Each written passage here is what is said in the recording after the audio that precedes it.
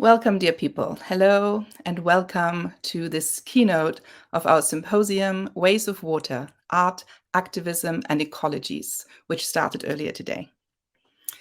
My name is Petra Kappas, she, her, and I'm here in my home office on Three Fires territory, colonially known as Ypsilanti, Michigan. And Three Fires territory is also where the University of Michigan is in Ann Arbor. I'm a professor at the University of Michigan in English and Women's and Gender Studies. I teach a queer feminist eco-arts class that is deeply influenced by the work of the speaker we get to welcome today, and many members of my class are here with us. Hi, everybody. A little bit of housekeeping before we get going here. If you have questions for Winona, please use the link to the Google form that is in the chat for you. Also, STAM's Gallery Director, Srimoyi Mitra, will be on after the talk for a moderated discussion. And now I will introduce our speaker. My own work in eco-arts and feminist work has been deeply marked by Winona LaDuke's powerful teachings, the breadth of her interventions, and the way she continues to organize for the land, the water, and the people, against pipelines, and for local sustainable land economies. I'm so honored to be able to introduce her today. Winona LaDuke is an economist, environmental activist, author, hemp farmer, and former two-time Green Party vice presidential candidate. LaDuke's work focuses on rural development, economics, food and energy sovereignty, and environmental justice. She lives and works on the White Earth Reservation in Minnesota and leads several organizations, including Honor the Earth, co-founded with the Indigo Girls 28 years ago, the Anishinaabe Agriculture Institute, and Winona's Hemp, which all work to develop and model cultural-based sustainable development strategies for renewable energy and sustainable food system. She is known worldwide for her thoughts and lectures on climate justice and renewable energy, and as an advocate for protecting indigenous plants and heritage foods from patenting and genetic engineering. We are deeply honored to have her here with us. Hello, Winona LaDuke. I'm handing it over to you. Thank you for being here. Arnin Indoe Magadaduk, Benesi Queen Jinakas, Makwendo Dam, Gababani Kag, Ishkaniganing, and Dunjavamigwich. Thank you very much for the honor of being here with you today. I wish I could be out there with you, but I'm here accompanying my mother, Betty LaDuke, on her 90th birthday and her art opening at a museum in Corvallis, Oregon. And so I'm happy to join you in this virtual way. I want to talk about being a water protector in this moment in time that we live in, a moment of catastrophes of biblical proportions, which surround us, a moment where a pandemic has changed and transformed our world. And I think about what the prophecies of my ancestors and the indigenous people have been.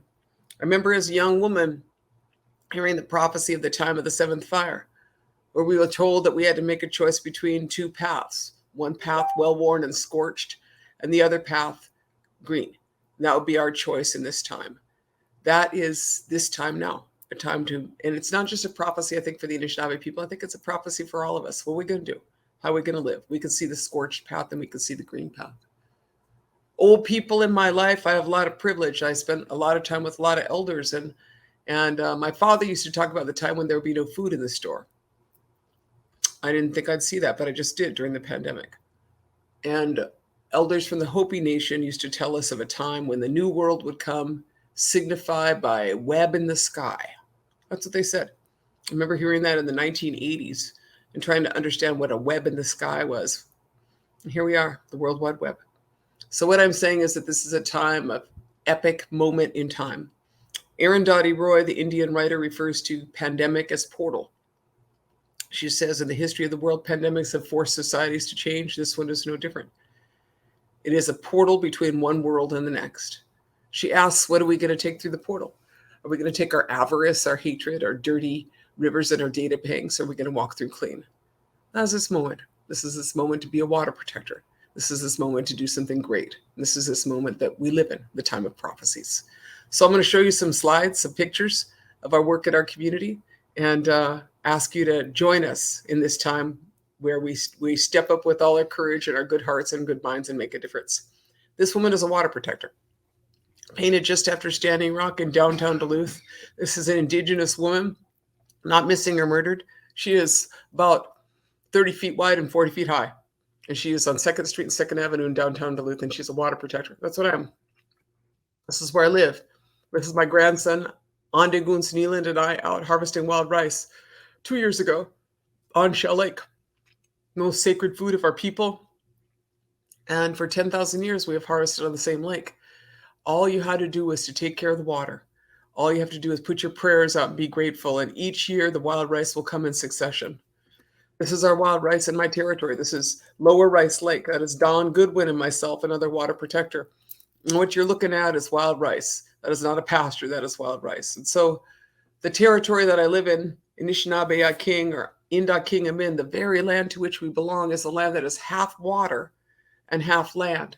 And on that land, we have responsibilities to care for this life the Creator gave us. So let me talk a little bit about that and where we come from and where we're going. This is a slide I call the Keeping America Great slide, which is Minwainja back in the day, not so long ago, there was tremendous agrobiodiversity. And agrobiodiversity of this year's corn varieties, 10,000 varieties of corn developed by people who look just like me, people and the Creator and the corn itself. And that is one of the ways that we have survived and fed ourselves for thousands of years, is with the preservation of agrobiodiversity. Because you don't want a cultural monocrop, you don't want a biological monocrop. You need biodiversity and you need diversity. Because of the decisions made by industrial society, whether it is in mining or fossil fuels or agriculture, we're in this situation. And most of you, if you're at this lecture, you don't need to know that disasters are on the increase, because we do live in a time of disasters of biblical proportions. And we don't know, where they're going to be. I just say pray hard and continue on and build some infrastructure for people, not for corporations. And then we have a chance to survive. Quit making dumb decisions. So this is some dumb decisions that affect Michigan and Minnesota. This is the Enbridge Corporation. 75% of the tar sands, that's the dirtiest oil in the world, come through Enbridge lines into the United States, 75%. And this corporation has a stranglehold on our Great Lakes. And you can see it right here in their line 3, line 5, 4, 6, Alberta Clipper, all of them. They come through the heartland of our territory, and none of us are oil producers. None of us benefit. We have all the risk, and our water has all of the risk. So for the past 7 years of my life, I've been fighting Enbridge, because I believe that a Canadian multinational should not own our water, should not own our future, should not own our land.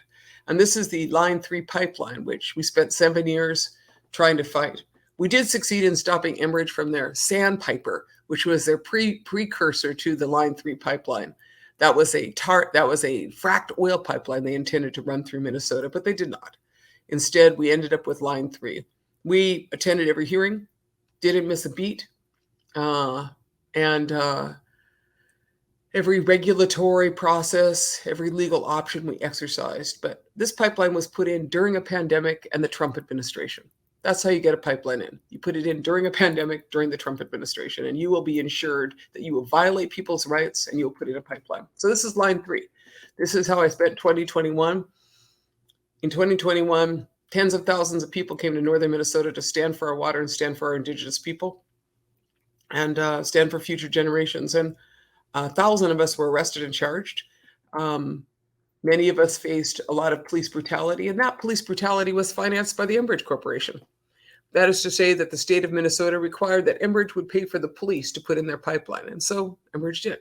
$8.5 million worth of police paid for by the Enbridge Corporation to conduct surveillance and repression on people like myself, and arrest 1,000 people. 92 separate police forces were involved, compromising everyone from the Highway Patrol to the Minnesota Department of Natural Resources in a really avid display of when a foreign corporation controls your military. Something I think is a little problematic, that they let a foreign corporation pay for the militarization of a state. Behold, Michigan, behold, Wisconsin. This is what they're trying to do to you. Now, what is the solution? What is the solution to this? The solution to this is not just to stop Enbridge and oil companies, but the solution is to transform into a way of life where there is potential and there is life. And so I say that because the return is to the green path.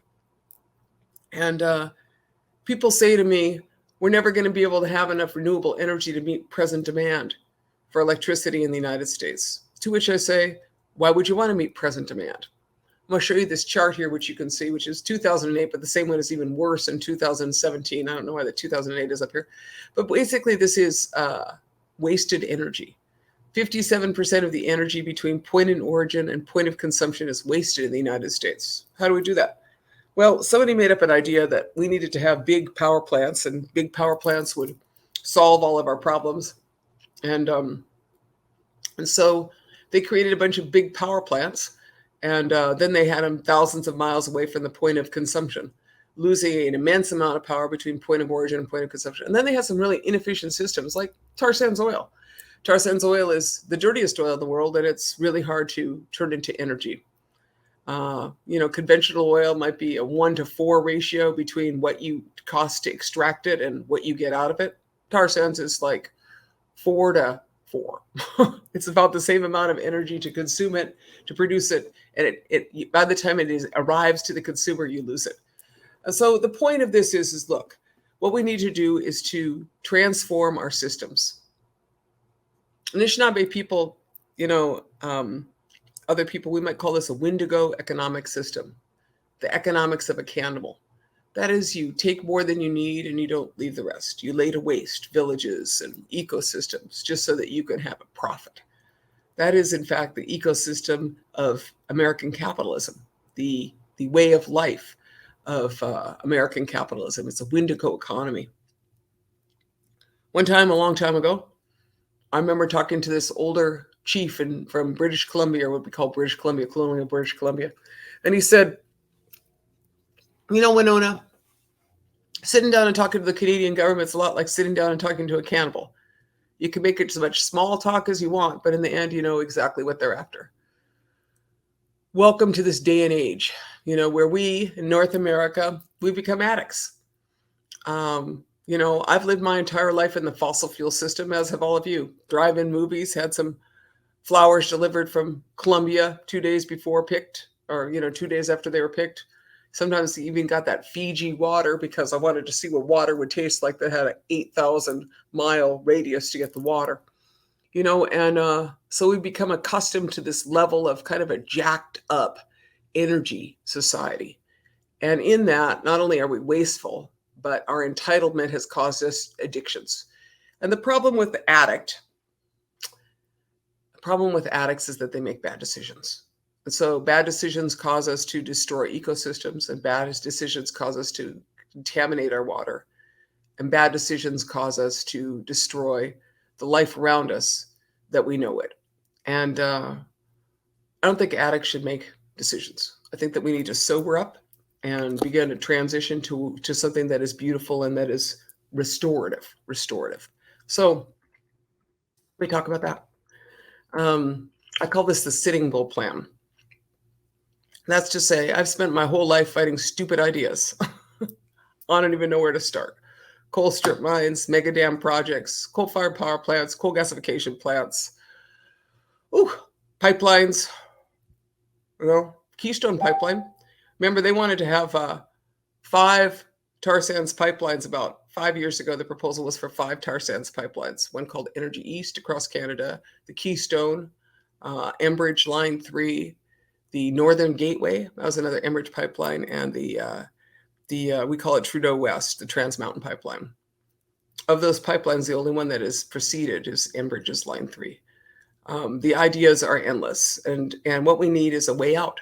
And so I want a graceful transition out of the fossil fuel era. I want a graceful transition back to a way which reaffirms relationship to water, reaffirms relationship to life, and rebuilds an economy which is really an indigenous economy based on the waters and lands of this beautiful territory that we share, place where you can get food from the water and sugar from a tree. That's a pretty good deal. So, Sitting Bull plan. Sometimes they call it the Green New Deal. Canada, they call it the Green Manifesto. I call it the Sitting Bull plan. It was like the Marshall Plan, but Sitting Bull. I was a great political leader of the Hunkpapa Lakota, philosopher, political leader assassinated by the US government. But Sitting Bull said, let us put our minds together to see what kind of future we can make for our children. Let us put our minds together to see what kind of future we can make for our children. And that's what we need. We don't need, no one's going to save us. There's not like some messiah going to come. There's not like Elon Musk is not going to solve the world's problems. It's all of us. Put our minds together and make a difference. So let me tell you about our story. So first, we start with return of agrobiodiversity, the return of our plants and our seeds. I like this Mexican proverb. They tried to bury us. They didn't know we were seeds. That is us. We are seeds of resistance. We are seeds of life. In my own territory, there is a great seed, Monoman, the wondrous seed, and that seed, the seed of the spirit, that wild rice, that seed. In some lakes, they have flooded us out. There's one lake called Onamia Lake, another lake, Ogeechee Lake. And those two lakes, one of them didn't have wild rice on it for 50 years, and another one didn't have wild rice on it for 17 years, flooded out by non-Indians who wanted high water levels for their big boats on the lakes. Each year, the Ojibwe would say, we would like the water levels lower so that our rice can return. Each year they would say that, and of no avail. And then one day there was a drought, and in that drought was surfaced out of the drought after 17 years, and another place after 50 years was Monoman, or wild rice. That is to say, if you give life a chance, it will come back. Believe in the seeds. They remember what they're supposed to do. So here are some seeds that we have planted in Minnesota. These are seeds of hemp. This is a fiber hemp crop. This is my family, or some of my family, that is reflected here. Companion, sons, nephews, friends. This is 2016 hemp crop on the White Earth Reservation in northern Minnesota. Now, you can't get high from this. Can't get high. I know if they're in Michigan, you've legalized cannabis, but not in Minnesota. And I have been growing this for 7 years with federal permits and state permits to grow this. And what I'm interested in is fiber hemp. That's what this is, fiber hemp. And why am I interested in fiber hemp? Because I see that fiber hemp is, we call it the new green revolution. And why do I do that? Because think of this. Consider that the word canvas comes from cannabis. The word canvas comes from cannabis. In other words, a lot of things in the material economy could come directly from hemp. I said that at one point we had a choice between a carbohydrate economy and a hydrocarbon economy. A carbohydrate economy and a hydrocarbon economy. Those words are so close. But the carbohydrate economy was hemp. Because whether it is paper, whether it is rebar, whether it is bioplastics, whether it is supercapacitors, whether it is batteries, whether it is clothing, or whether it is housing, hemp can make all of that. And that would totally transform the agricultural systems in the north and in our region. So our interest is in growing this next economy, understanding that in that we can replace a fossil fuels economy with a green economy. And hemp in itself bioremediates the soil. That's to say that as high as the plant is, as deep as its roots go, hemp sequesters carbon at a rate higher than any other row crop, which is exactly what we need. And it also sucks out of the soil heavy metals through bioremediation. Here's some more slides on hempcrete. So we call it the new green revolution. And we call it the new green revolution because what we understand is that the last revolution, the green revolution, was brought to us by the University of Minnesota, Norman Borlaug.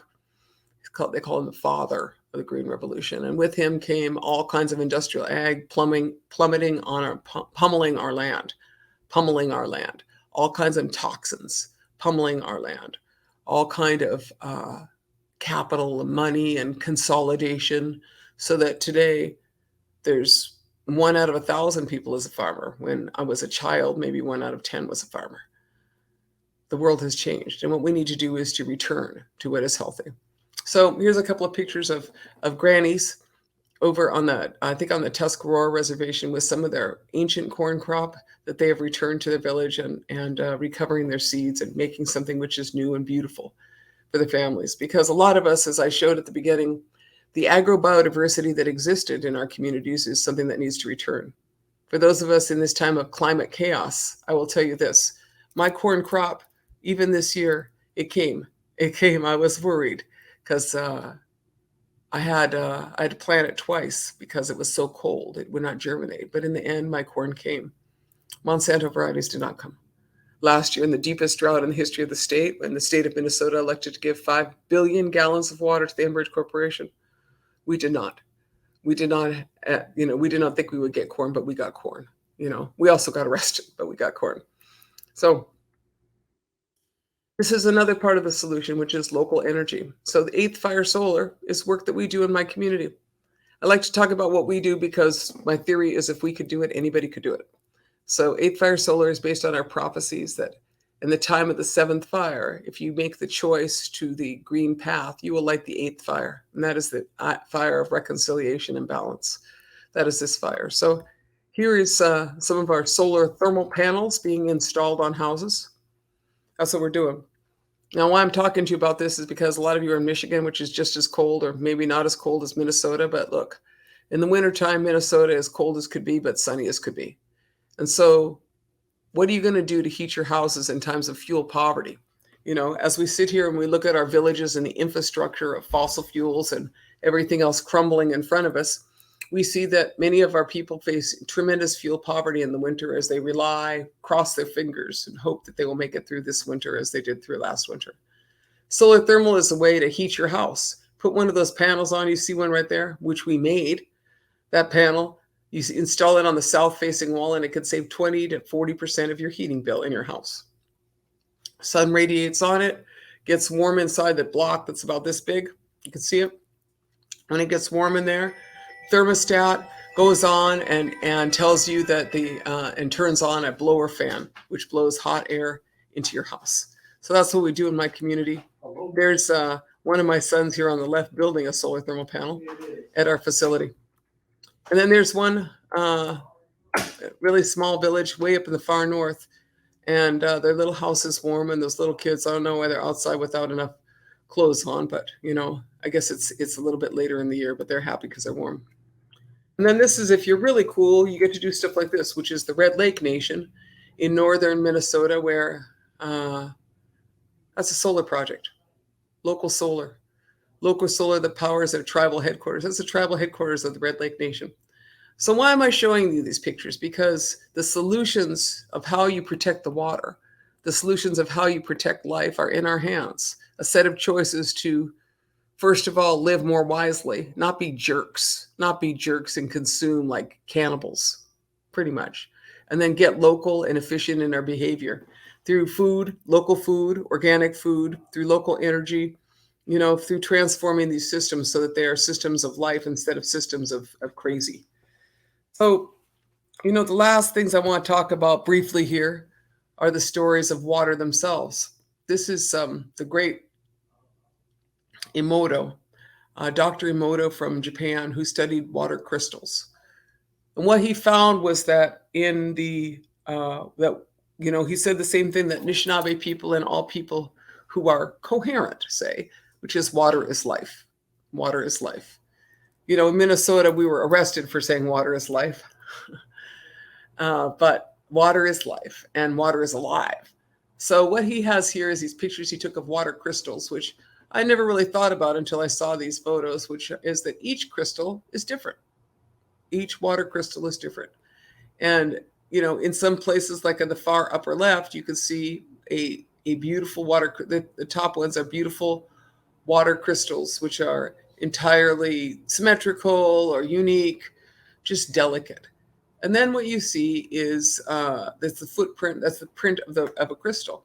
And then you see what happens in the contamination of water from toxins, from, Teflon or oil. You see that the water is not happy. It is sick. It is not well. It is not in balance. And then you see in the bottom picture, you see if you pray, if you honor, if you work, you can recover your water. You can recover the sacredness of your relationship with water. So when I saw these pictures, it reaffirmed our indigenous teachings and knowledge. indigenous teachings of knowledge on how water is alive and how our lives are indeed, we're 70% water, but that the power of prayer, the power of good intent and good actions can transform what we know from what is to what should be. And it is, those practices which are individual practices of spirituality, collective practices of spirituality, and group practices of transforming systems, because the truth is that take pipes. I'm not opposed to pipes. I like water pipes, not whale pipelines. And in this country itself, about 50% of the water doesn't get to the water faucet. That is to say that the infrastructure in most of our cities is so crumbling that water leaks in every water main. And what we need to do is to be more efficient in our use of anything. But in addition to that, we need to be the people who have working infrastructure for people and not for energy corporations. This is a picture of Evo Morales, who was the former president of Bolivia for a number of years until he was ousted in Elon Musk's lithium coup, as it was known. He has returned. He is not a president, but he is a senior person in the government of Bolivia. And why his picture is up here is that in 2010, I believe it was, Bolivia was the first country to declare the rights of nature as a part of the constitution of that country.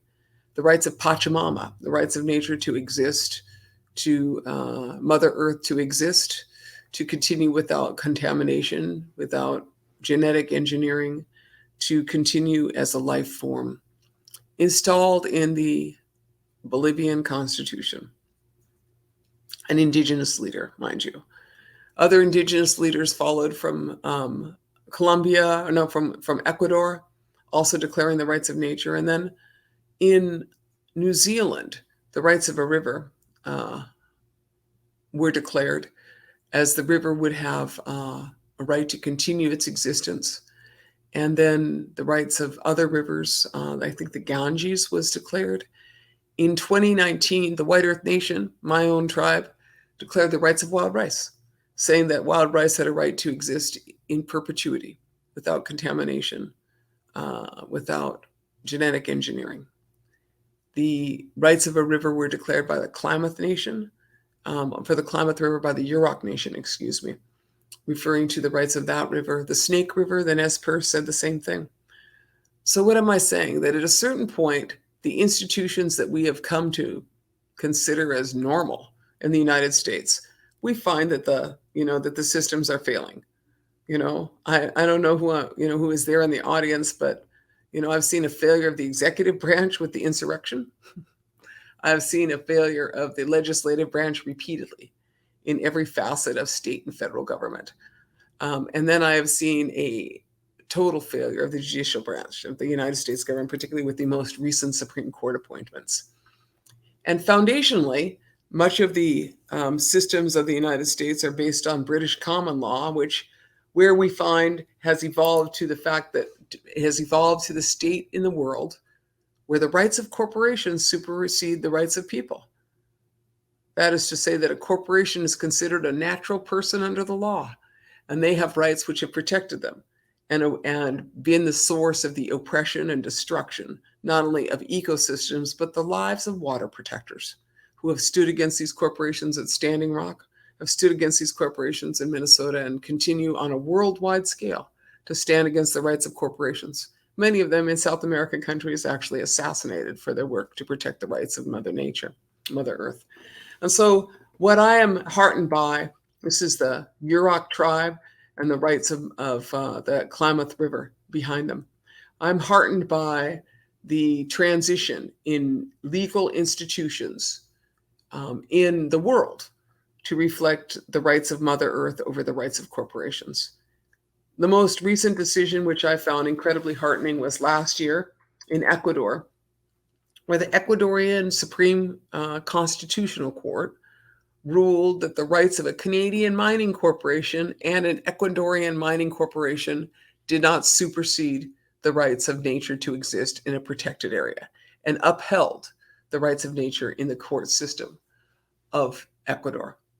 So I say that to you because our work as water protectors is deep. It must be deep enough to protect our water on the front lines of northern Minnesota and on the front lines in Michigan, where the Enbridge Corporation is trying in its last stages of fossil fuel economics, the last phase of the party, as we know that tar sands oil, the dirtiest oil in the world, is no longer desired, not only by us, but as investors flee the tar sands in a time of climate chaos. I say, let us stand strong on the front lines. Let us continue to stand strong in the economics of the transition to a green and just economy. And let us transform our legal systems so that the rights of Mother Earth can supersede the rights of nature, can supersede the rights of corporations. The rights of Mother Earth can supersede the rights of corporations. So I want to thank you for your time. I'm happy to open up for some questions as you like. And thank you for allowing me to speak with you today. Miigwech.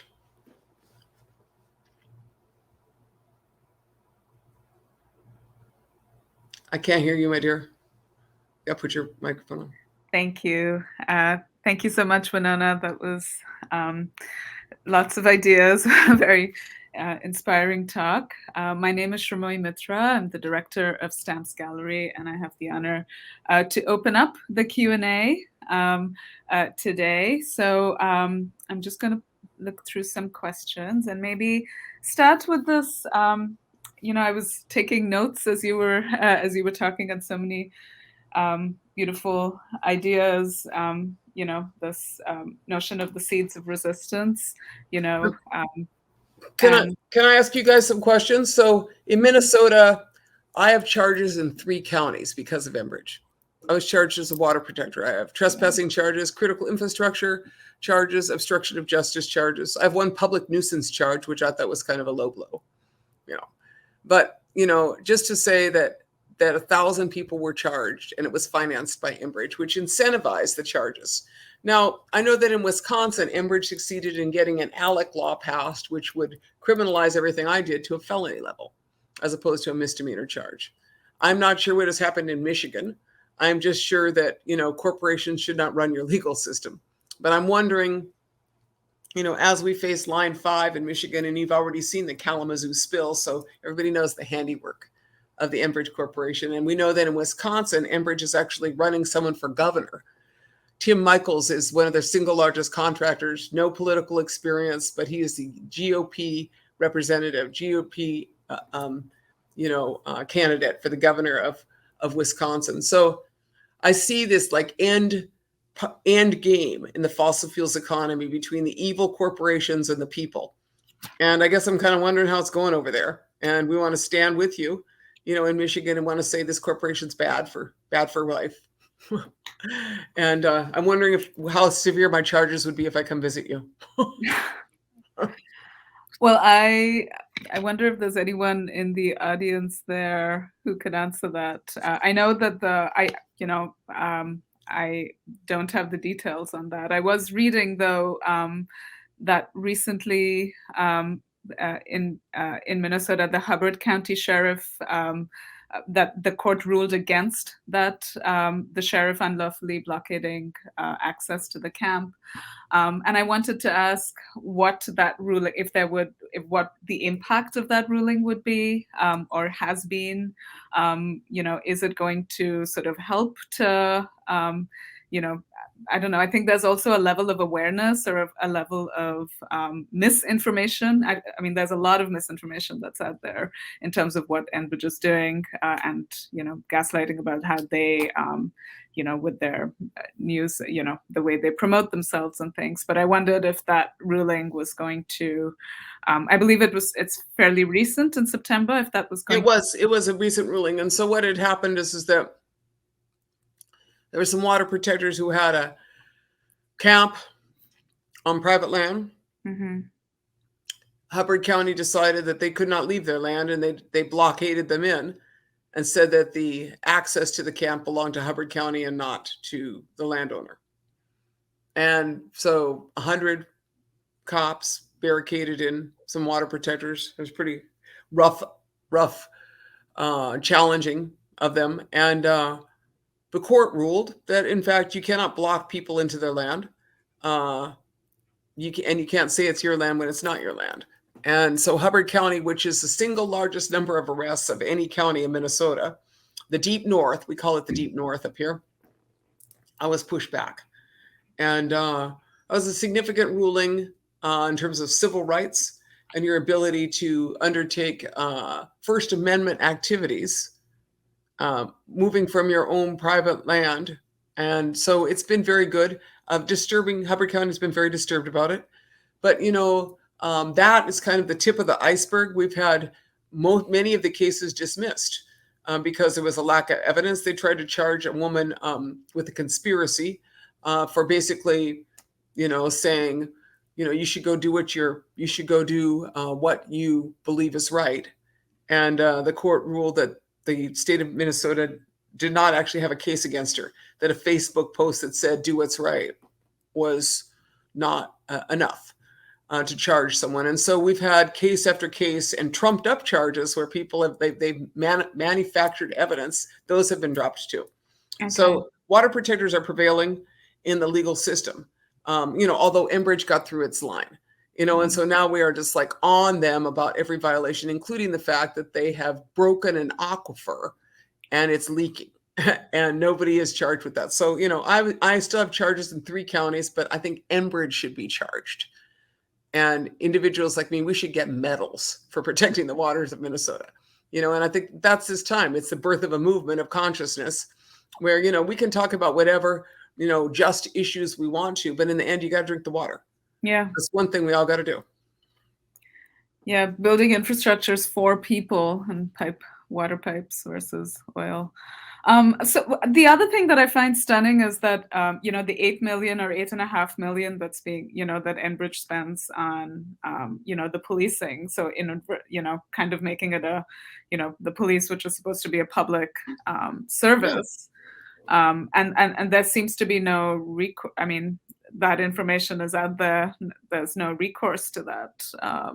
Well, I think that that came about because the state of North Dakota spent $38 million in the repression of water protectors at Standing Rock, $38 million. And they're still trying to get someone to pay that. In their latest count, they're trying to get the federal government to pay that, and nobody's paying for it. And so Minnesota saw that and they're like, well, we don't want to pay $38 million. But to me, 1, corporations should not own your police. 2, Canadian or foreign corporations should definitely not own your police. And so I think that is really important, and I'm glad I'm having this conversation with people in Michigan because Enbridge represents that it is, Enbridge is a Canadian multinational. When the pipe breaks, they're in Canada and the liability is here. And they don't have enough money, as your governor discovered and Department of Natural Resources, there's not enough money in the accounts of Enbridge in the United States to pay for a catastrophic spill. Under the Straits of Mackinac or elsewhere. And so to me, it is a really critical point in Michigan, Wisconsin, and Minnesota that this corporation basically has a stranglehold on the Great Lakes and some old pipes. And they're at the end of the party and they need to clean up their mess and go home. That's what they need to do. They need to clean up decommissioning. You want to talk about green jobs? Green jobs, $2 billion to decommission line 3. Decommissioning line 5 is probably like $4 billion, right?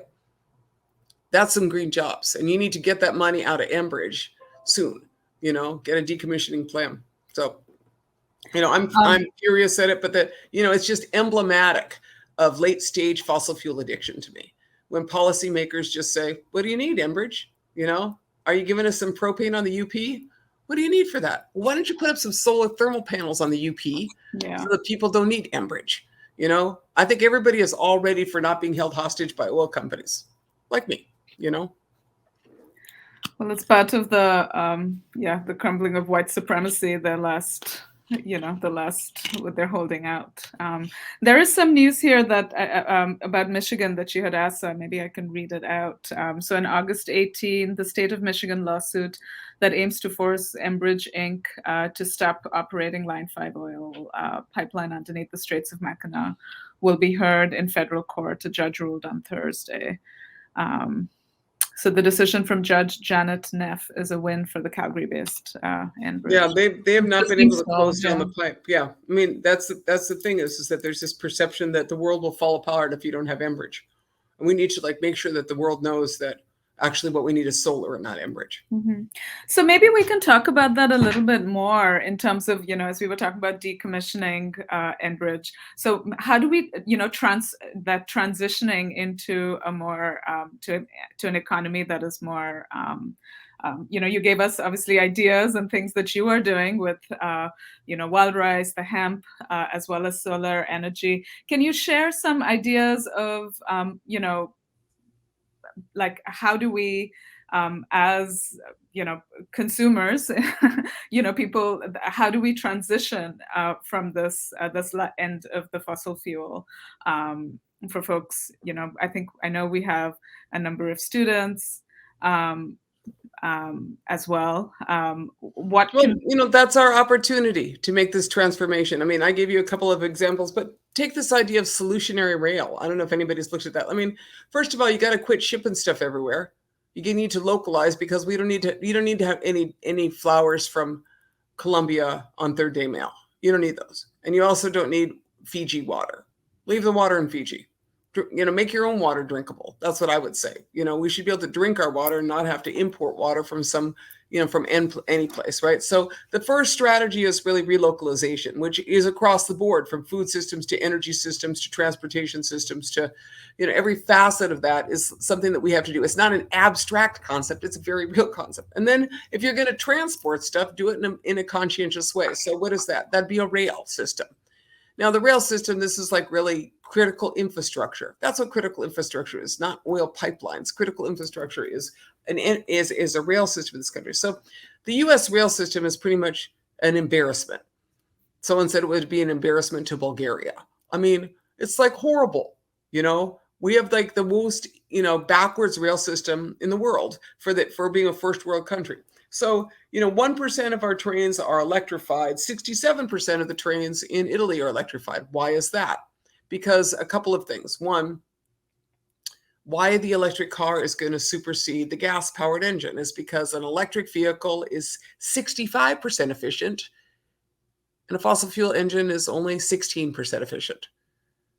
So what do you want to do? You want to ride around in a 16% efficient vehicle, or you want to ride in a 65% efficient vehicle? That's what you want to do. You want to go for the 65. But more than that, what is better than a bunch of cars or a rail? Rail is better for many reasons because it's far more efficient for moving any kind of freight than a tractor trailer system. But in addition to that, a truck trailer system, but in addition to that, think about the difference between basic efficiency. What am I saying? Rubber on cement or metal on metal. Oh, that would be metal on metal. So something called solutionary rail envisions a rebuilding of a rail system in the United States, in Canada, which is electric, and it is powered by renewables through a direct current. That's what you need. That's what you need is an electric rail system to transport things. And that's called solutionary rail. There's a whole bunch of guys working on it. So my point is that each system, each facet of the system has an answer. And it's not rocket science, and it's certainly not Elon Musk and Jeff Bezos from Amazon going to the moon. It is really systems that are super practical that require a massive, as I said, the Sitting Bull plan, a massive transition, which helps us move into the way that we need to live, in the society that we live in today. I feel like our work's cut out for us. Fight the bad guys and make the best solutions. And the solutions are there. And in that, you create a just and equitable system because, after all, rebuilding, the infrastructure of water in Michigan, oh my gosh, seems like you guys just have endless problems with that. That's a huge amount of jobs. Huge. That's a huge amount of jobs, right? Green jobs. All right. So I'm going to now move on. There are lots of questions. There's a comment from Michael, and he says, comment on, I was arrested in Hubbard County doing direct action, 1 year probation and public nuisance charge. Tried to get into Canada over the summer. The charge translated to being banned from Canada for 10 years. So, wow, I didn't know that. You should send us an email at Winona LaDuke at honorearth.org. We should work on getting the rest of those charges gone because that's ridiculous. Yeah, and Michael, if you're arrested in Hubbard County, you'll be pleased to know that we just purchased the we're taking possession, purchase agreement signed, former Enbridge office, downtown Park Rapids. We are purchasing it. We are turning it into a museum of treaty and civil rights. You can come back and visit us, and it'll be beautiful. You'll be welcome back. We're having a big gathering on Day of the Dead, which is the day we take possession of it, and a ceremony and a celebration of death and rebirth. And then this spring, we're going to reopen. So come back to Hubbard County. It's your county. Wow. Amazing. So another question. Okay. A question from Alana. Do you have any examples that we can emulate of changing the mind of a person who initially opposed to one of your goals? Just keep at them. Stupidity is kind of hard to unseat. I didn't say that. But my point is like, show them the example, live the life. I got all kind of haters, as you can imagine, in northern Minnesota. But at the same time, I got all kind of people that are like, you're probably right. A lot of them, they have relinquished their power. Mm-hmm. And you got to help them find their power, and keep yours. And just say, this is how you make a change. Change is inevitable. Change is inevitable. It's a question of who controls the change, right? Yeah. And we aren't going to control every facet of the change, but we will control some of it, particularly if we put our hearts and minds and hard work into it. All right. Another one is, what is one thing right now that the U.S. government could do to change the trajectory in respect to the environment and specifically to our waterways? I think you spoke to something. Build some pipes, fix our water infrastructure in this country and quit giving Canadian corporations new pipelines. Focus on pipes for people. Pipes for people, yes. Not for Canadians. Canadian pipeline companies, right? Those one thing questions is kind of always hard, Yeah. There's probably a few things, but we'll go with just, for the sake of today, fix some water pipes and quit giving Canadian corporations more pipes.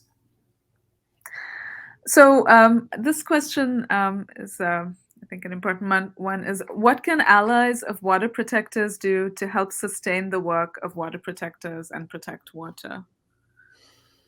There is, whether it is Flow or whoever the local organization is in your territory, support them and support work nationally, in this same arena. Because people in Mississippi need water too, right? Remember that, this is the work of all of us. And then remember what we're doing, because people, I'm seeing the birth and growth as prophesized of a movement that sees that water is life and that the center of our life is water. And we want to live in a world that reaffirms that relationship. And so be in that movement, know that movement exists, whether it is in the rights of nature and the rights of rivers, or it is in your own, choices on what you consume.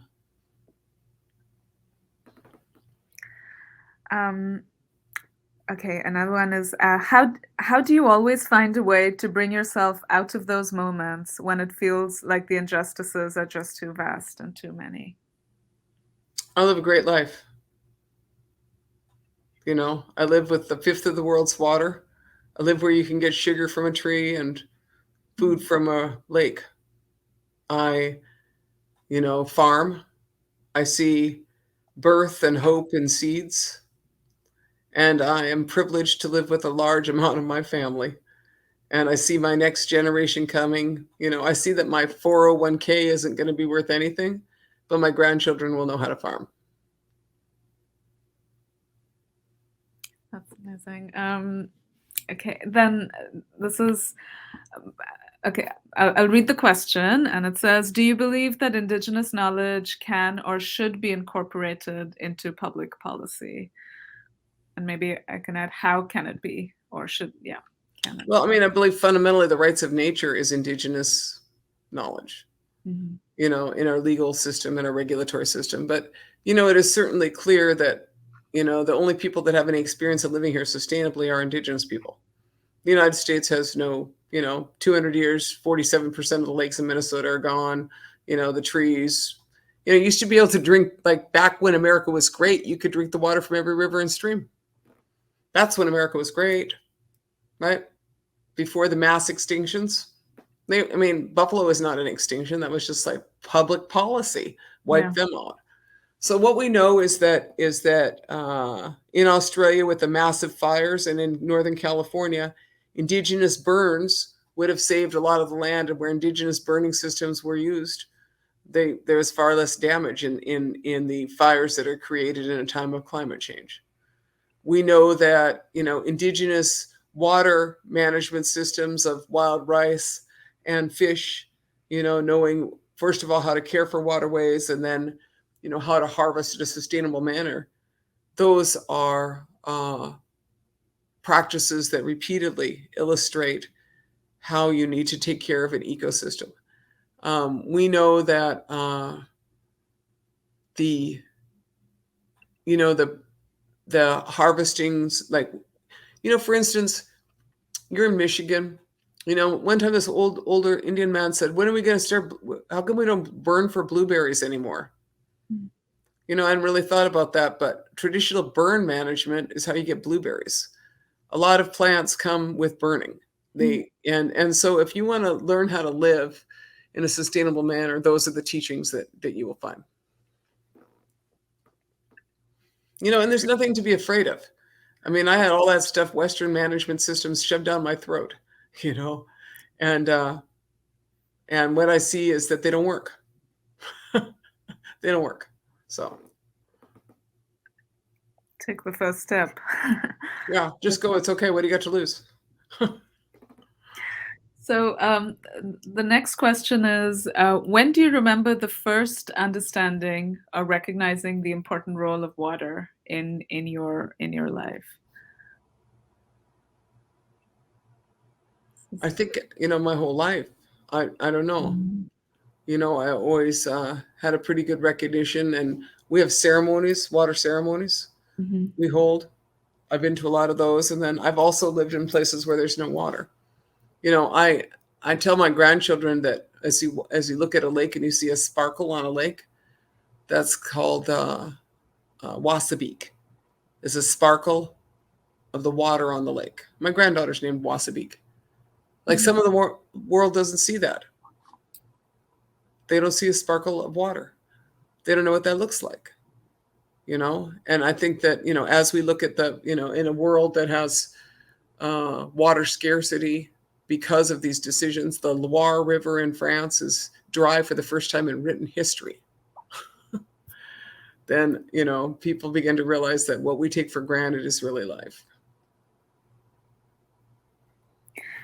Can you talk a little bit about narratives and stories instead of keeping, I'm sorry, I started thinking about that in relation to this idea of memory and what we remember and the intergenerational knowledge. Can you talk a little bit about the importance of narratives or storytelling or stories in making this transition maybe to a more... Right now, I'm in one of, I've had a great amount of privilege in my life, and I have fewer winters ahead of me than behind me. I'm 63 years old. I've seen a great deal in this world, and I appreciate, the things that I have learned. And, so right now, it's super interesting to me that the Carnegie Library is what we are purchasing in downtown Park Rapids, Minnesota. And I think about that because, we have oral history, but Andrew Carnegie was at one point in history the richest man in the world. And he made his money off of our iron ore, off of my people. And, the story that is told in Minnesota is that Paul Bunyan took all that, iron ore. Paul Bunyan cut all those trees. Paul Bunyan dammed all those rivers. Paul Bunyan is a narrative fiction created to eliminate the responsibility of those who pillaged the Great North. But this mythological creature, Paul Bunyan, with his blue ox, is the guy who really did it. I have no responsibility for what happened, right? But it was really Andrew Carnegie who did all that. And then Andrew Carnegie in 1901, I believe, retired and decided that he was going to give away his money or some of it in kind of a, do good way as a philanthropist. And so he made 2,500 libraries. I don't know if you've ever seen a Carnegie library, but they all look almost the same. Yeah. And they're all around the country. And they would put them in rural communities so that poor kids, like Andrew Carnegie once was, could go to the library. I'm a product of a Carnegie library. I spent a lot of time in my youth in a Carnegie library because I was a kid who wanted a library, and in my school, I mean, it's where I found myself, in my library, right? And so the idea that the Carnegie libraries would turn into places where the Enbridge Corporation could then take up, it's just so problematic to me. And so when the opportunity came up to purchase the former Carnegie Library and tell our story, I said, let us do that. Let us tell the story of the North. Let us tell the story of the people and the land and the water. And let us tell the story of how these libraries were built and how empire was really built. And then let us make a narrative which shows the stories that prophesize where we are to go. And so that is at the age of 64, I'll be starting that project. I'm very excited about it, as you can tell. Can you tell that? Yeah. The Carnegie Library, right? And so if you look at Honor the Earth, you can see our work on it. I think we're just putting it up on the website. But my point is that you must, if you have a way, you must just take the story. You must tell your story, and we know that the story is that a consciousness has come. And how you know that is that, never in my life did I think that 44 statues of Columbus would fall in a single year, right? I mean, with the Black Lives Matter movement, the uprising against the oppressors was stark. Oñate conquistadors tipped their statues were toppled, and never in my lifetime, as Columbus Day comes on Monday, never in my lifetime did I believe that there would be a time when I would see those statues fall. And so, take your story and tell your story. That's what I would say to people. And now is our time to tell our story, and also to tell the story that is to come. Mm-hmm. Thank you, Winona. It has been so inspiring. Thank you so much. I think with that, we will, I think we're at time. I want to once again really thank you so much for your time and joining us. And maybe we could just share one more time, Honor the Earth, the website. HonorEarth.org. www.honorearth.org. www.honorearth.org. And that's where we can find out about the new library that will be coming up. The Center for Decolonization. And you should come visit. It's going to be great. Yes, I will. I will be very honored to do that. Thank you so much for having me, all of you, and really the best to you. And you let me know. I'll come and stand with you and exercise my First Amendment rights out there in Michigan, because that's what we need to do, is stand together. So I'm with you. All the water protectors, I'm with you. Thank you again for a really inspiring talk. Let's all stand together. And everyone at the audience, in the auditorium, thank you. I think we will take a short break, and we will come back with the panel starting at 3:30. Miigwech. Very much, Miigwech. Bye-bye.